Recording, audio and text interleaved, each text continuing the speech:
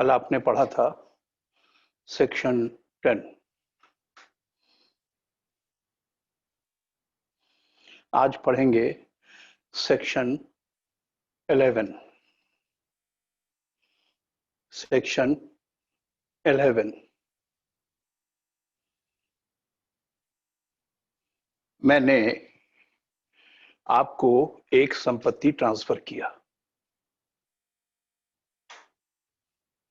यह ट्रांसफरर है और ये जो सामने बैठे हैं यह ट्रांसफरी है।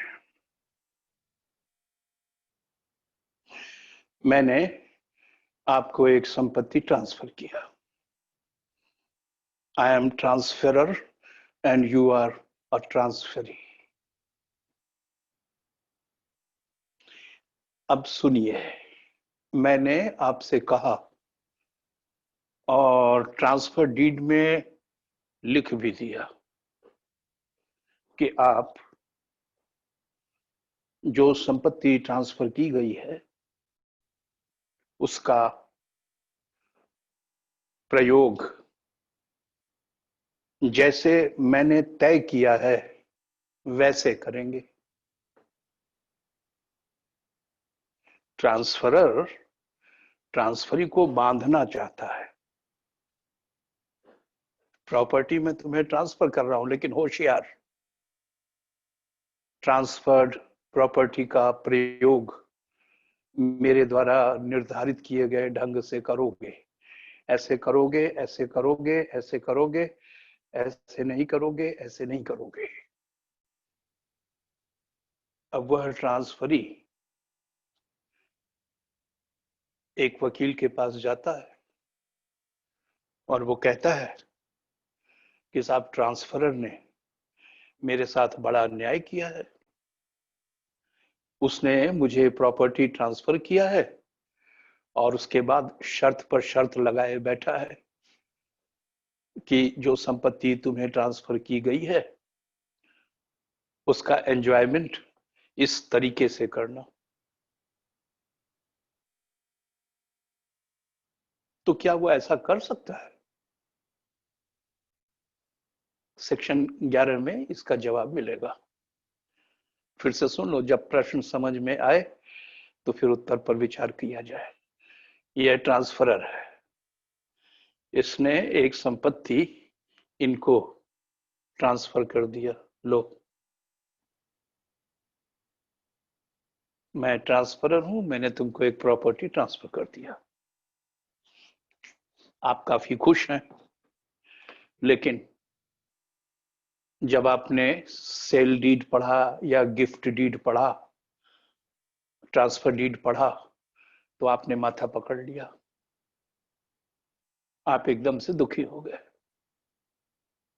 उस ट्रांसफर डीड में ये लिखा हुआ है कि जो प्रॉपर्टी आपको ट्रांसफर की जा रही है, आप इस प्रॉपर्टी का इस्तेमाल ऐसे ऐसे करेंगे और ऐसे ऐसे नहीं करेंगे। तुम्हारा कहना है कि तुमने ट्रांसफर कर दिया, अब तुम अपना काम करो।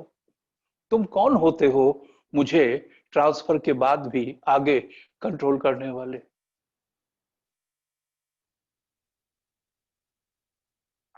मैंने जो आपको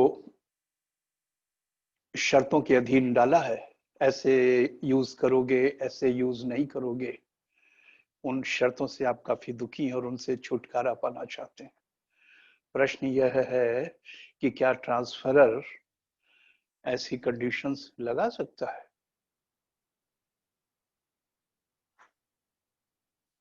प्रश्न लिखो, प्रश्न लिखिए। Can a transferor direct any particular manner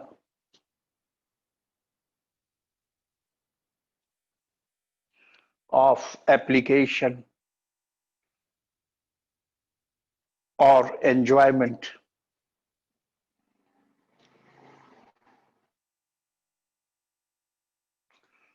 of the interest transferred of the interest transferred क्या अंतरक, कौमा, अंतरित हित के ढंग विशेष से अनुप्रयोग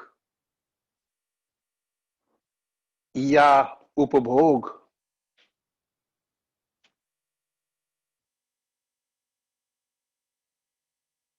निर्देशित कर सकता है,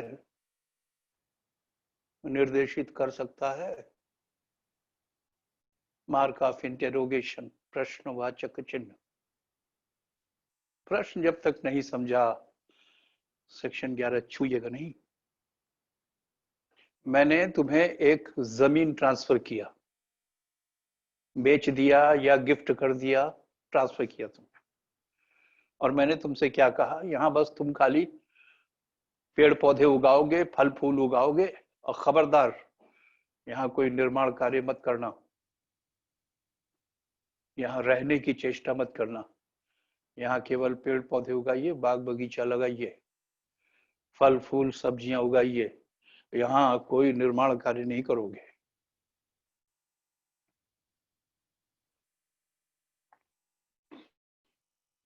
ट्रांसफरर ट्रांसफरी को ट्रांसफर्ड इंटरेस्ट का फुल एंजॉयमेंट नहीं करने दे रहा है, तरह तरह की बंदिशें लगा रहा है। ऐसे एप्लीकेशन करोगे, इस ढंग से अप्लाई करोगे, इस ढंग से अप्लाई करोगे, इस ढंग से एंजॉय करोगे, इस ढंग से अप्लाई नहीं करोगे, इस ढंग से एंजॉय नहीं करोगे। बताइए कितना शरारती है transferor. I am transferring a property to you, now the matter should be over. आप वहां खेती करें, बाड़ी करें, घर बनाएं, कुछ न करें, खाली छोड़ दें, आपकी मर्जी। मैं कौन होता हूं आपको लगाम लगाने वाला? तुम ये कह देना कि तुमने संपत्ति ट्रांसफर कर दिया, अब चुप रहो, जैसे मेरा मन करेगा वैसे मैं ट्रांसफर्ड इंटरेस्ट एंजॉय करूंगा, जैसे मेरी इच्छा होगी मैं वैसे ट्रांसफर्ड इंटरेस्ट अप्लाई करूंगा। उसके एप्लीकेशन के सिलसिले में और उसके एंजॉयमेंट के संबंध में आप खामोश रहें।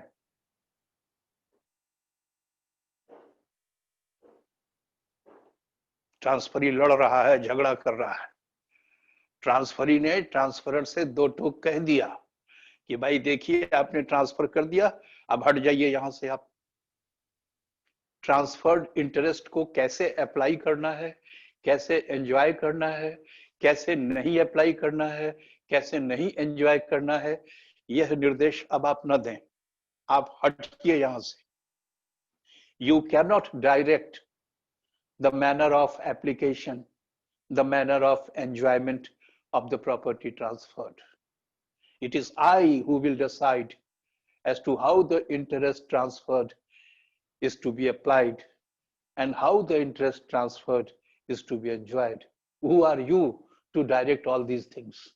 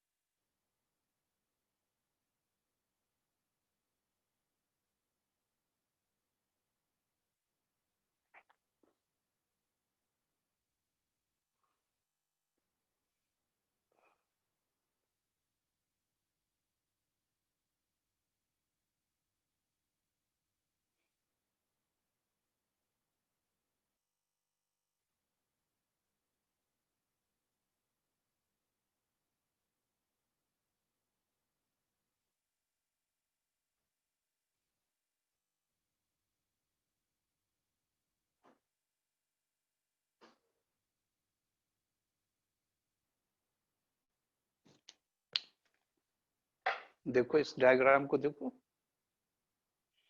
यह ट्रांसफरर है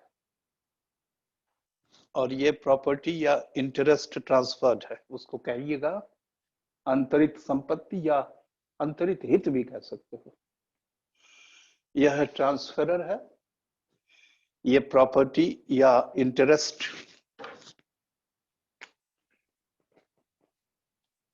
ट्रांसफर्ड है, ट्रांसफर करके बात खत्म हो जानी चाहिए। अब ये है ट्रांसफरी, अपने हिसाब से उसकी अप्लाई करे, अपने हिसाब से एंजॉय करे। तुम्हें कल बताया था ना, ओनर का राइट होता है टू एंजॉय इन फुल। अगर तुम बाजार से एक पेन खरीद के लाते हो तो क्या वो दुकानदार तुमसे ये कह सकता है कि इस पेन से केवल सुबह लिखिएगा और केवल शाम को लिखिएगा, दोपहर में नहीं और रात में नहीं? ऐसे कह सकता है वो?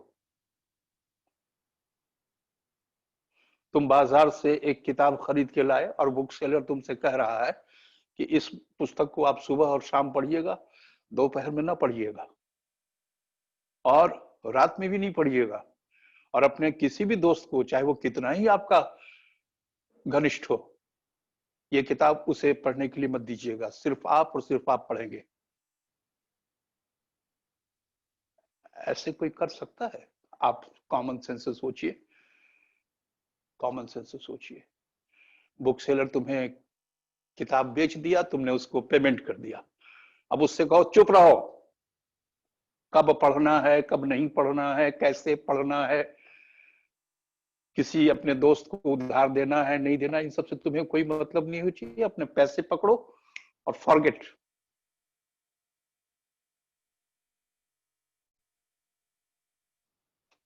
यही चीज ये कह रहा है, ट्रांसफर यही चीज कह रहा है कि साहब आपने ये प्रॉपर्टी या इंटरेस्ट मुझको ट्रांसफर कर दिया और मैं हो गया इसका मालिक, और मुझे हक हो गया to enjoy in full. Every owner has a right to enjoy in full the property owned by him. If I am the owner of this property, I have a right to enjoy this in full. दिन में लिखूं, रात में लिखूं, कभी ना लिखूं, फेंक दूं, तोड़ दूं। How can the seller of this pen direct me how to apply, how to enjoy? मगर ये ट्रांसफर कर रहा है, नहीं, कुछ नहीं।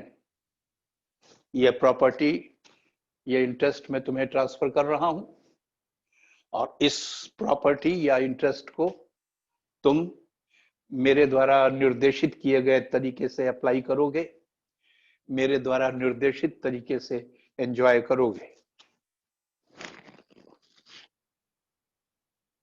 अब आप तय करिए, अब मैं आपको जज बना दे रहा हूं, अब आप तय करिए ट्रांसफर सही है कि ट्रांसफरी?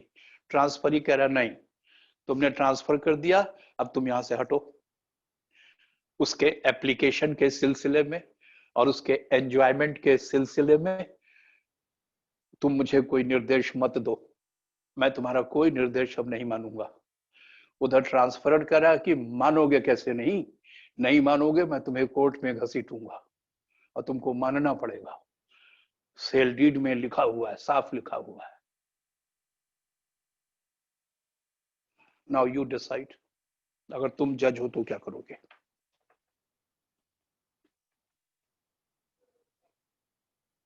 एवरी ओनर, इस सूत्र को याद करो, every owner has a right to enjoy in full. प्रत्येक स्वामी को स्वामित्वाधीन संपत्ति के पूर्ण उपभोग का अधिकार है। Every owner has a right to enjoy in full the property under his ownership. इस संपत्ति का मैं स्वामी हूं, यह संपत्ति मेरे स्वामित्वाधीन है। अब मैं इसको एंजॉय करूंगा और फुल एंजॉय करूंगा। दिन में लिखूं, रात में लिखूं, कभी ना लिखूं, किसी को दे दूं, तोड़ दूं, फेंक दूं, वो फुल एंजॉय करूंगा। इसलिए यह ट्रांसफरर इस ट्रांसफरी से कह रहा है कि ये जो प्रॉपर्टी तुम्हें ट्रांसफर की गई है, इसका एप्लीकेशन कैसे होगा, इसका एंजॉयमेंट कैसे होगा, जैसे मैं कह रहा हूं वैसे करो। और ये झगड़ रहा है, ये कह रहा है कि आपने ट्रांसफर कर दिया, अब मैं उसका ओनर हो गया, ओनर होने के नाते मुझे एंजॉयमेंट इन फुल का हक है। खामोश।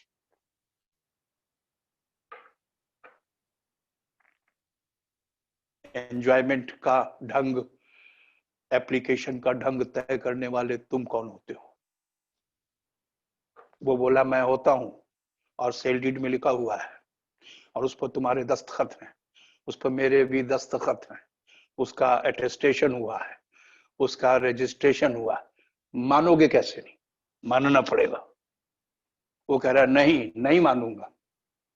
अब आप थोड़ी देर के लिए जज बन जाइए और डिसाइड करिए।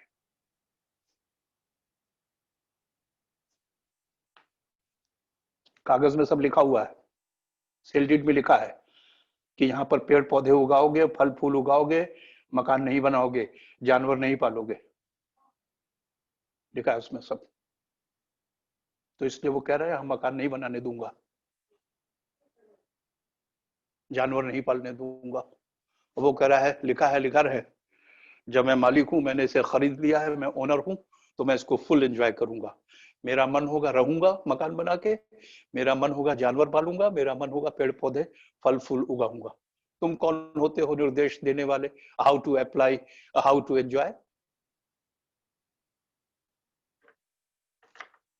अब मैं तुम्हें इसका उत्तर बता रहा हूं। अब इसका उत्तर देखो। इसका उत्तर यस में भी होगा और नो में भी होगा। वो इनको निर्देशित कर सकता है। Manner of application, manner of enjoyment निर्देशित कर सकता है, और नहीं भी कर सकता है। तो कब कर सकता है, पहले ये तुम्हें बता दूं कब कर सकता है। देखिए, एक संपत्ति है, ये पूरी की पूरी संपत्ति मैंने तुमको बेच दिया, टोटल। उसमें से ऐसा नहीं कि वो 1000 स्क्वायर मीटर थी तो 500 स्क्वायर मीटर तुम्हें बेच दिया, 500 स्क्वायर मीटर मैंने रोक लिया, ऐसा नहीं हुआ है। I have transferred the entire property to you. पूरा ट्रांसफर कर दिया मैंने, अपने पास कुछ भी नहीं रोका है। हाँ, तो अगर ऐसा है तो फिर अब मैं टांग नहीं अड़ा सकता कि इसका एंजॉयमेंट इस ढंग से करो, इसका एंजॉयमेंट इस ढंग से ना करो, इसको इस तरह से अप्लाई करो, इसको इस तरह से अप्लाई ना करो। अब मेरे हाथ में कुछ नहीं है, क्योंकि मैंने एंटायर प्रॉपर्टी तुमको बेच दिया है, या एंटायर प्रॉपर्टी तुमको गिफ्ट कर दिया है। इसमें तो मेरे हाथ में कुछ नहीं रह जाता। तो उत्तर हो गया नहीं, आप निर्देश न दे सकेंगे, क्योंकि आपने पूरी संपत्ति ट्रांसफर की है। अब दूसरा, मैंने आधी प्रॉपर्टी तुमको दिया और आधी अपने पास रख लिया है, और ये कहा है कि ये जो आधी संपत्ति मेरे पास है, इसमें मैं रहता हूं, मेरा परिवार रहता है, और ये आधी तुमको दी जा रही है, तुम इसमें रहो, मगर इसमें घोड़ा, बैल, बकरी, गाय, ये पशुपालन यहां बिल्कुल न करिएगा। बहुत दुर्गंध आएगी, बहुत शोर होगा, और मेरा जीना खाना मुश्किल हो जाएगा। आप आइए, जैसे मैं अपने पोर्शन में रह रहा हूं, आधा पोर्शन तुम्हें बेच दिया है, तुम भी मकान बनाओ और उसमें निवास करो। और यहाँ पर किसी प्रकार का दुकान धंधा पशुपालन ये सब न करना। तुमने पूछा क्यों, क्यों न करें? मैं तो उसमें एक दुकान भी खोलूंगा और कुछ जानवर भी पालूंगा। आप क्यों रोक रहे हैं मुझको? मैं एंजॉय करूंगा इन फुल। तो मेरा जवाब ये होगा, देखिए, आधा आपको बेचा, आधा मैंने रखा है, तो जो पोर्शन मैंने रिटेन किया हुआ है उसका बेनिफिशियल एंजॉयमेंट, उसका लाभदायी उपभोग, उसमें तुम दखल नहीं दे सकते, समझे? बगल में जानवर पाल रहे हो, दुकान खोल रहे हो, और मैं बगल में रहता हूं, इतनी दुर्गंध है, इतना शोर है, इतनी आवाजाही है कि मेरा तो जीना मुश्किल हो जाएगा। मैं कितने शानदार ढंग से पहले अपने मकान का उपभोग करता था, लेकिन जब से यह आधा तुम्हें दिया है, तुमने जीना मुश्किल कर दिया है। बंद करो ये सब। रहना चाहो रहो, और यहाँ पर कोई कॉमर्शियल एक्टिविटी, यहाँ पर किसी प्रकार की एनिमल हस्बेंड्री, ये सब गतिविधियां आप नहीं करेंगे। आपको शुरू में ही बता दिया था, तो आपको मानना पड़ेगा। और अगर आप नहीं मानेंगे तो ये शर्तों का उल्लंघन होगा, मैं तुमको कोर्ट में घसीटूंगा और वो शर्तें कोर्ट से लागू करवाऊंगा, और उन शर्तों के उल्लंघन के लिए तुम्हारे खिलाफ हार जाने का दावा भी करूंगा, और तब तुम समझोगे। यहाँ तो वो अड़ जाएगा, क्योंकि उसने कुछ पार्ट बेचा है, कुछ पार्ट रिटेन किया हुआ है। तो जो पार्ट उसने रिटेन किया है वो उसे पहले की तरह से ही एंजॉय करना चाहता है। और उसने आपको पहले ही बता दिया कि यहाँ पशु न पालिएगा, यहाँ कोई कॉमर्शियल एक्टिविटी न करिएगा, शुद्ध निवास। तो फिर या तो आपने मना कर दिया होता, और अगर आप मान गए हैं, शर्तें तयशुदा है, अब नहीं भाग पाओगे, अब नहीं भाग पाओगे। Right to enjoy in full, अब ये नहीं चलेगा, यहाँ ये एक्सेप्शन है उसका। Right to enjoy in full नहीं चलेगा। आधे में तुम आके बस गए हो और तुमने खुराफात शुरू कर दिया है। मैं कैसे रहूंगा? मैं अपने पोर्शन का बेनिफिशियल एंजॉयमेंट नहीं कर पा रहा हूं, या तो मैं बेच के भाग जाऊं उसको। ऐसा तुम नहीं कर सकते, इसीलिए पहले ही शर्तें तय करती कि जो आधा पोर्शन आपको ट्रांसफर कर रहा हूं, उसका एप्लीकेशन इस ढंग से होगा, इस ढंग से नहीं होगा, उसका एंजॉयमेंट इस ढंग से होगा, इस ढंग से नहीं होगा। और तुमने कहा कि हाँ ठीक है, और वो ट्रांसफर डीड में लिख भी दिया गया है। तो अब थोड़ी आप पीछे हट पाएंगे, और नहीं तो फिर कोर्ट तो है ही। मैं इन शर्तों को एनफोर्स कर सकूंगा, और इन शर्तों के उल्लंघन के लिए आपके खिलाफ कानूनी कार्यवाही भी कर सकूंगा, यह ध्यान रखिएगा। शेष 5 मिनट बाद।